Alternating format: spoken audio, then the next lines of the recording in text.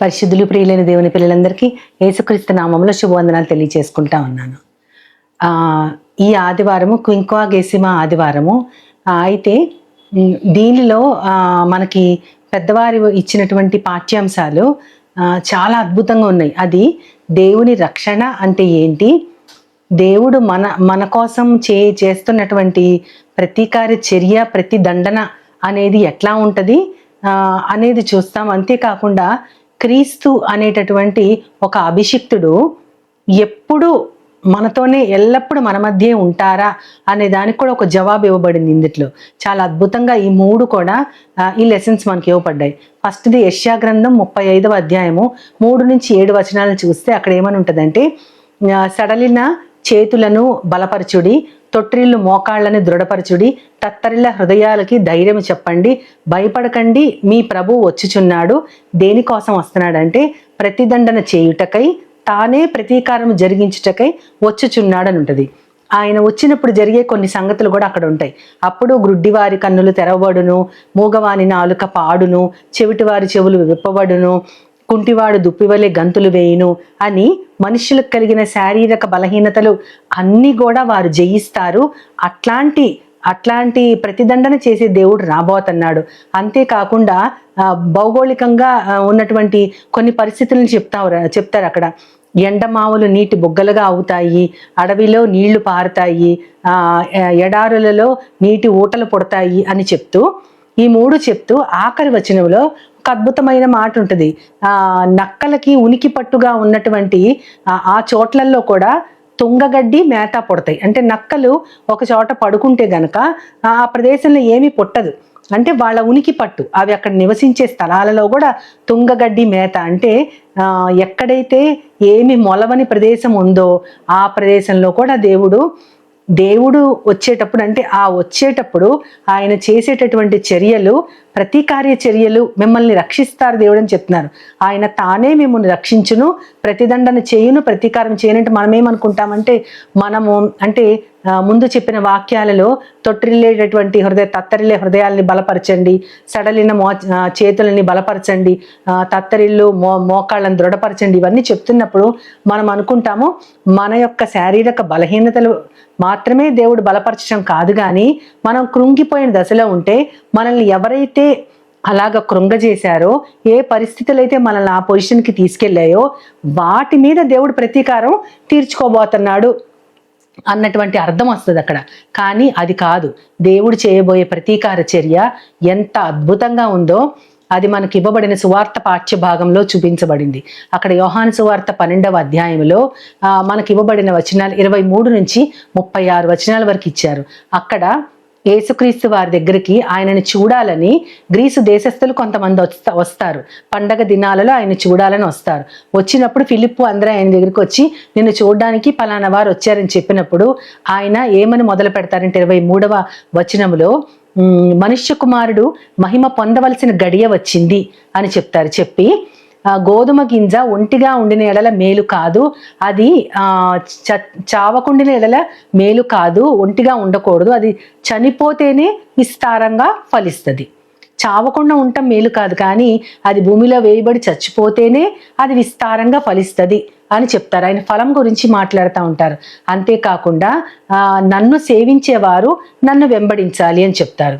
నన్ను వెంబడించిన వారు నేను ఎక్కడ ఉంటానో వారు కూడా అక్కడే ఉండాలి అని చెప్తూ, అలాంటి వారిని నా తండ్రి ఘనపరుస్తాడని చెప్పి, ఆ తర్వాత ఆయన ఆ ముందు వచనాల్లో అంటారు కదా, తన ప్రాణమును రక్షించుకునేవాడు దానిని నిజంగా ఈ లోకములో తన ప్రాణముని రక్షించుకోవాలని చూసేవాడు దాన్ని పోగొట్టుకుంటాడు.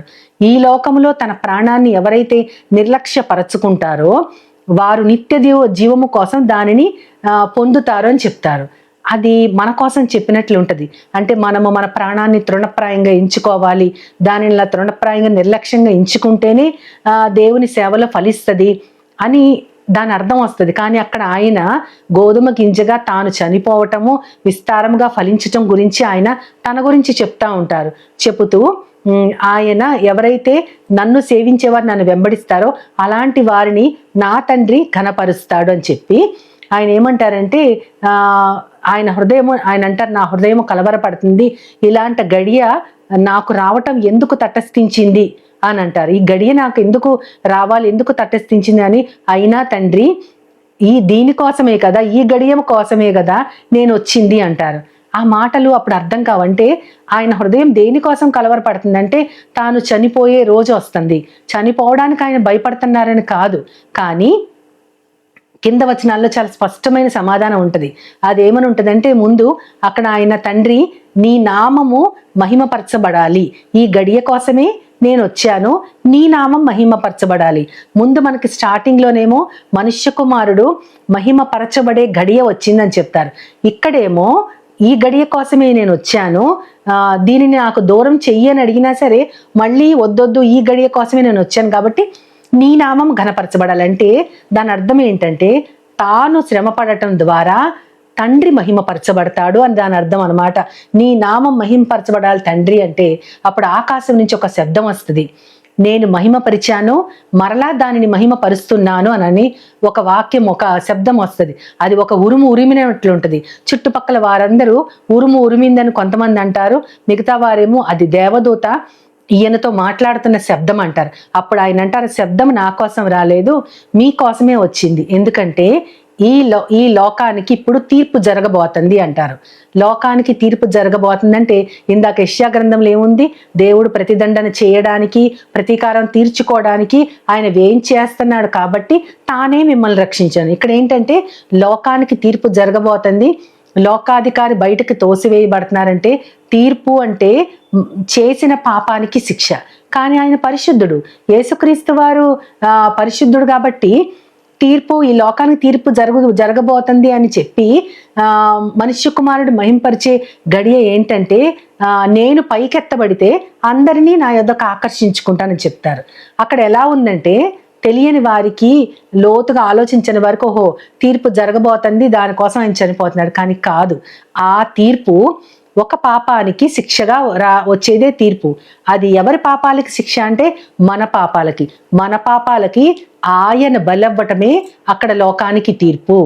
అంటే ఇందాక చూసాం, మన దేవుడు ప్రతీకారం చేస్తాడు, ప్రతిదండం చేస్తాడంటే మన శత్రువుల మీద ఆయన ప్రతీకారం చూపిస్తాడు అన్నట్టు అర్థం వస్తుంది. కానీ ప్రతీకారం చూపించే శత్రువుల మీద కాదు, మనుష్యులు అలా తయారవ్వటానికి ఏ పాపమైతే ప్రేరేపించిందో ఆ పాపాన్ని శిక్షించటానికి తనకు తానే శరీర రీతిగా శిక్ష విధించుకునే దైవ కుమారుడు. అదే ఆయన ప్రతీకారం. ఆయన ప్రతీకారం పాపానికి వ్యతిరేకంగా, ఆయన ప్రతిదండన మనందరి తరఫున ఆయన శరీరం బలపటమే ఆ ప్రతిదండన. మనం అనుకునేటటువంటి ప్రతిదండన చేసేవాడు కాదు దేవుడు. చాలా మంది దుష్ట రక్షణ శిష్ట శిక్షణ అని చెప్తా ఉంటారు. అంటే దుష్టుల్ని రక్షించటం, మంచి వాళ్ళని రక్షించటం, దుష్టుల్ని శిక్షించటం ఇది. కానీ మన దేవుడు దుష్టుల్ని అంటే పాపుల్ని ప్రేమిస్తాడు. దానికోసమే కదా ఆయన ఈ లోకానికి వచ్చాడు. కానీ పాపాన్ని ద్వేషిస్తారు. చాలా చిన్నతనంలో నాకు అర్థమయ్యేది కాదు, పాపి పాపము ఒకటే కదా అనుకునేదాన్ని. కానీ కాదు, పాపి అంటే ఆయన స్వరూపములో చేయబడిన మనిషికి ఎవరైతే పాపం చేస్తున్నారో వారికి ఆ మాట ఇవ్వబడింది పాపి అని. ఆయన కేవలం ఆ చర్యను ద్వేషిస్తున్నాడు, కానీ ఆ చర్యను చేసిన వారిని ఇంకా ప్రేమిస్తానే ఉన్నాడు. ఆయన దీర్ఘశాంతం వహిస్తానే ఉన్నాడు. కాబట్టి ఆ ప్రతిదండన ఆయన పాపానికి వ్యతిరేకంగా చేస్తున్నారు. ఆ ప్రతీకారం తీర్చుకునేది మనందరి తరఫున ఆయన ఒక్కరే బలయ్యి ఆ ప్రతీకారం తన శరీరం ద్వారా తీర్చారు. అంటే శిక్ష విధిస్తేనే అక్కడ పాపం తొలగిపోతుంది, రక్తం చిందిస్తేనే పాపం తొలగిపోతుంది. ఆ రక్తము తను చిందించటమే ఆయన చేసే పాపానికి వ్యతిరేకంగా చేసే ప్రతీకార చర్య, ప్రతిదండన చర్య. ఆయన శరీరం బలివ్వటమే. అప్పుడు ఆయన అంటారు, నా శరీరం భూమిపైన చెత్తబడినప్పుడు అందరినీ నా తట్టుకి ఆకర్షించుకుంటాను అని ఆయన చెప్పినప్పుడు అక్కడ ఉన్నవారు అడుగుతారు, మరి క్రీస్తు ఎప్పుడు కూడా ఇక్కడే ఉంటారు, భూమి మీదే ఉంటారు అని ధర్మశాస్త్రం చెప్తుంది కదా, మరి క్రీస్తు ఎవరు, ఈ మనుష్య కుమారుడు ఎవరు అని అడుగుతారు. అప్పుడు ఆయన ఏమంటారంటే, వెలుగు ఇంకా కొద్ది కాలమే ఈ లోకంలో ఉండబోతుంది, మనుష్య కుమారుడు వెలుగు అని చెప్తారు. ఆ వెలుగు కొద్ది కాలం లోకంలో ఉండబోతుంది, కొద్ది కాలం తర్వాత చీకటి కమ్మబోతుంది. చీకటి కమ్మేలోపే మీరు దాని నుంచి తొలగిపోయి దాని ప్రభావం నుంచి బయటపడి వెలుగును అనుసరించండి, అప్పుడు మీరు వెలుగు సంబంధులు అవుతారు అని చెప్తారు. అంటే అప్పట్లో ఆ మాటలు ఆ శిష్యులకు కానీ ఎవరికి అర్థం అవ్వలేదేమో, చాలా మందికి అర్థం అవ్వదు. ఈయన వెలుగంటున్నారు, ప్రతిదండన చేస్తానన్నారు, లోకానికి తీర్పు జరుగుతుందన్నారు, లోకానికి తీర్పు అంటున్నారు, కానీ ఎవరికేం అవ్వలా, ఆయనే చనిపోయాడు. చాలా మంది ఇప్పుడు అంటున్నారు కదా, సిలువ మీద మీ దేవుడు తనని తానే రక్షించుకోలేని వాడు, మిమ్మల్ని ఎలా రక్షిస్తారు అని. కానీ ఆయన ప్రతిదండన చేసి మిమ్మల్ని రక్షిస్తాడు. నిజమే, ప్రతిదండన పాపాన్ని దండిస్తూ తన శరీరాన్ని మన కోసం శిక్షించుకున్న గొప్ప దేవుడు. అదే నిజమైన ప్రతిదండన, అదే నిజమైన ప్రతీకారము. ఆయన మన పక్షాన బలయ్యారు కాబట్టి వెలుగు కొంతకాలమే ఉంది. వెలుగున్నప్పుడే మీరు చీకటి ప్రభావంలోంచి బయటపడి వెలుగును అనుసరించండి, అప్పుడు మీరు వెలుగు సంబంధాలు అవుతారు. దాని ప్రకారమే మీరు విశ్వాసంతో నడుచుకోండి అని దేవుడు యేసుక్రీస్తు చెప్తా ఉంటారు. ఇదే మనం పేతురు గారు రాసిన మొదటి పత్రికలో 3వ అధ్యాయం 18వ వచనం నుంచి 22 వచనాల వరకు మనకి ఇవ్వబడింది. అక్కడ నిజమైన అంటే దేవుడు ఎలా ప్రతిదండన చేశారో, ఆయన విధానం ఏంటో, అది కొన్ని మర్మయుక్తంగా కొన్ని మాటలు ఉంటాయి. అక్కడ ఎలా ఉంటుందంటే, క్రీస్తు ఈలాగూ శ్రమపడిన ఎడల అని ఉంటుంది. అంటే మనం ఏ విధంగా దేవుడు శ్రమపడ్డారు అని మనం ఆలోచిస్తే దాని ముందు వచనంలో ఏముంటుందంటే, దేవుడు మనకేం చెప్తున్నారంటే, కీడు చేసి మీరు శ్రమపడ్డ కంటే మేలు చేసి శ్రమపడటం మంచిది అని ఉంటుంది. అప్పుడు వచ్చే వచనాలు ఏముంటది, దేవుడు తన దీర్ఘశాంతాన్ని తన సహనాన్ని మన పట్ల చూపిస్తా ఉన్నారు. అందుకని నోవహు కాలంలో కూడా ఆ ఓడ సిద్ధపరచబడేటప్పుడు అవిధేయులైన వారి మధ్యకి ఆయన ఆత్మ వెళ్ళి వారిని మారు మనసు పొందమని ప్రేరేపించిందని చెప్తారు. ఈ వచనం నాకు చాలా కాలం అర్థమయ్యేది కాదు. నోవహు ఓడ సిద్ధపరచబడేటప్పుడు అవిధేయులైన వారి దగ్గరికి ఆయన ఆత్మ వెళ్ళింది. ఎప్పుడు వెళ్ళింది దేవుని ఆత్మ? ఎప్పుడు వారిని మారమని చెప్పారు, అయినా సరే వినలేదు కాబట్టి అక్కడ 8 మంది మాత్రమే ఓడలో రక్షించబడ్డారని ఉంది.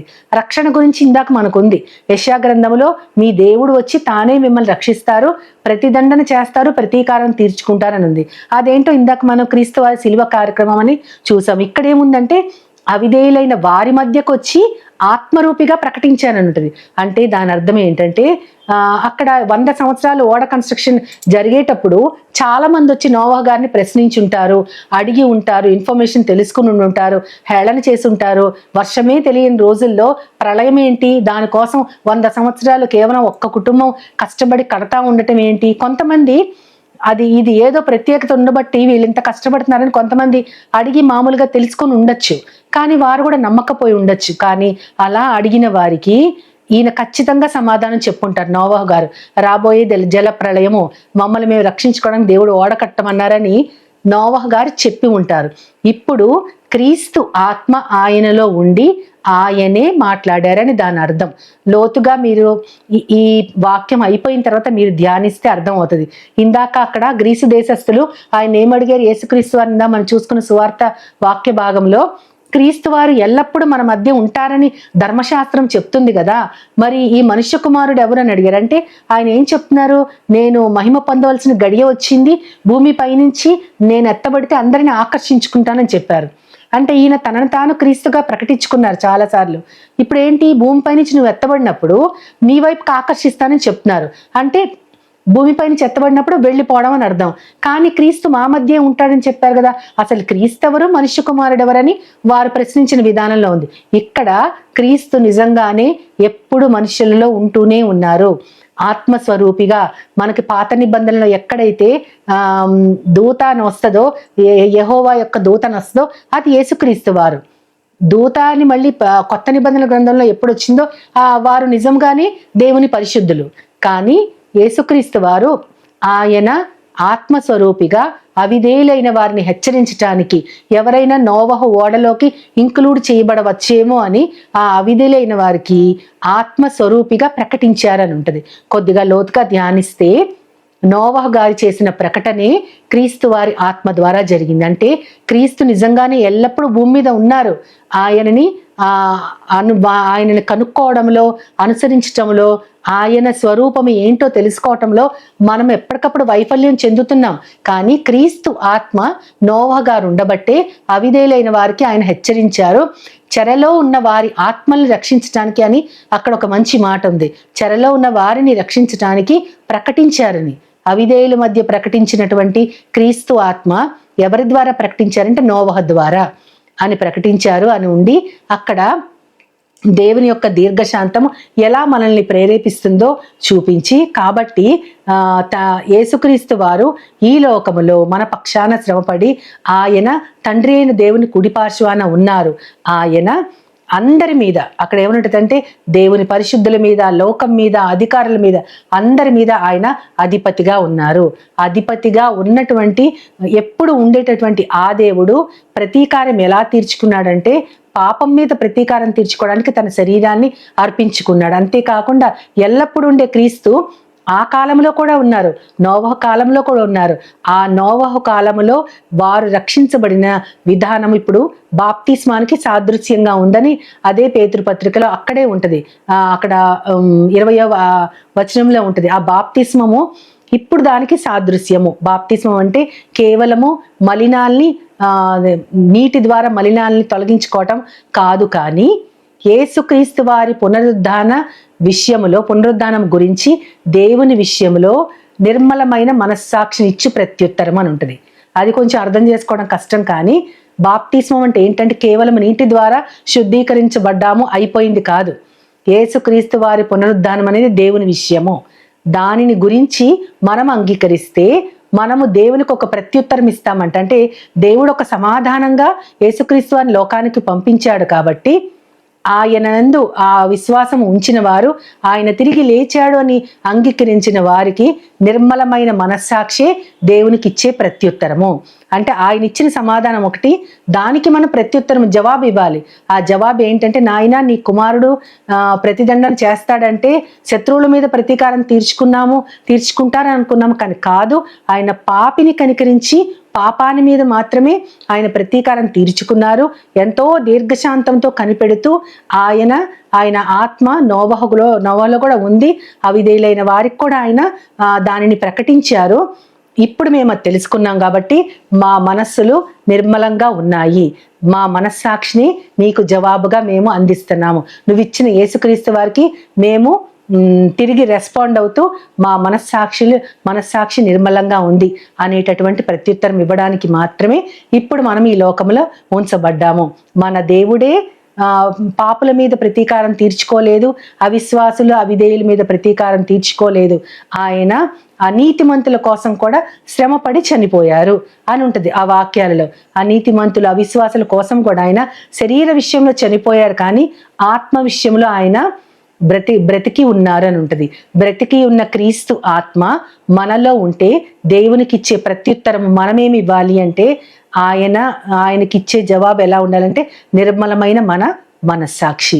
అటువంటి గొప్ప భాగ్యము దేవుడు మనందరికి అనుగ్రహించాలని చిన్న ప్రార్థన చేసుకుని ఆయన సహాయాన్ని కోరుకుందాం. మహోన్నతుడా, మహాపరిశుద్ధుడైన నా ప్రియ పరలోకపు తండ్రి, ప్రతీకారము ప్రతిదండన చేయడానికి మీరు వస్తున్నారంటే అది కేవలము పాపం మీదే తండ్రి. అది మేము ఇప్పుడు బ్రతుకున్న కాలములో మా ముందు జరిగినటువంటి గొప్ప చర్య ప్రభువా. నీ యొక్క శరీరము ఈ లోకములో పాపానికి వ్యతిరేకంగా పోరాడి మీరు చనిపోయారు, కానీ మీ ఆత్మ మాత్రం బ్రతికించబడే ఉంది. అటువంటి క్రీస్తు ఆత్మ మాకందరికీ కలిగించి ప్రభువా, ఏ రీతిగా మీరు మా కోసము ప్రతీకారం చేశారో దానిని మేము మనసులో ఉంచుకొని దేవుని చిత్తం అలాగుంటే మేము మేలు చేసి శ్రమపడాలి, కానీ కీడు చేసి శ్రమపడకూడదు అని మేమందరం గ్రహిస్తూ దేవుని యొక్క గొప్ప రక్షణ, ఆ యొక్క ప్రతీకారం ఏంటో తెలుసుకుంటూ, బాప్తిస్మం అంటే మేము దేవునికి ఇచ్చే మంచి మనస్సాక్షి అనే ప్రత్యుత్తరము అని తెలుసుకోవడానికి నన్ను మమ్మల్ని అందరినీ నీ పాదాల వద్ద పెట్టుకుంటూ ప్రభువా, నీ ప్రియ కుమారుడు నా ప్రియ ప్రభు అయిన యేసుక్రీస్తు వారి ద్వారా కోరి ప్రార్థిస్తున్నాను పరమ తండ్రి. ఆమేన్, ఆమేన్, ఆమేన్. వందనాలు. As Jesus now, He's always near.